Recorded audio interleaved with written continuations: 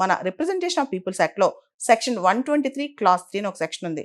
రీసెంట్గా సుప్రీంకోర్టు కొన్ని సంవత్సరాల క్రితం ఆ సెక్షన్ వల్ల రీఇటరేట్ చేస్తుంది. రాజకీయ పార్టీల యొక్క ర్యాలీస్లో ఓట్ బ్యాంక్ కోసం క్యాస్ట్ బేస్డ్ పాలిటిక్స్ చేస్తే, కులం పరమైన ఇలాంటి కాల్ ఇస్తే కనుక, అంటే ఇది మన కులం, ఇతర కులాలకు వ్యతిరేకంగా ఓటేయండి ఇలాంటి ఇస్తే ఆ వ్యక్తిని ఎవరైతే ఆ క్యాండిడేట్ కంటెస్ట్ చేస్తారో అతను డీబార్ చేయొచ్చు అనమాట.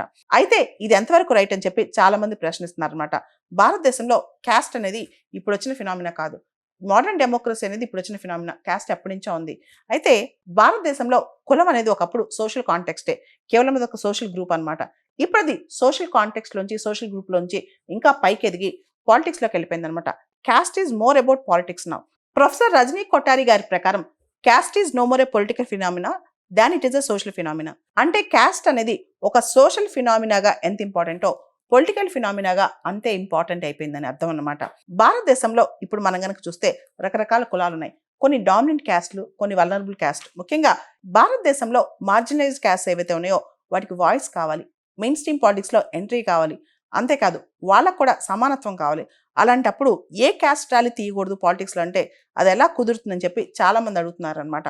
సింపుల్గా దీని ఒక మాటలో కంక్లూడ్ చేయాలంటే బిఆర్ అంబేద్కర్ గారు ఎనిహిలేషన్ ఆఫ్ కాస్ట్ కోరుకున్నారు. అంటే కుల రహిత సమాజం కోరుకున్నారనమాట.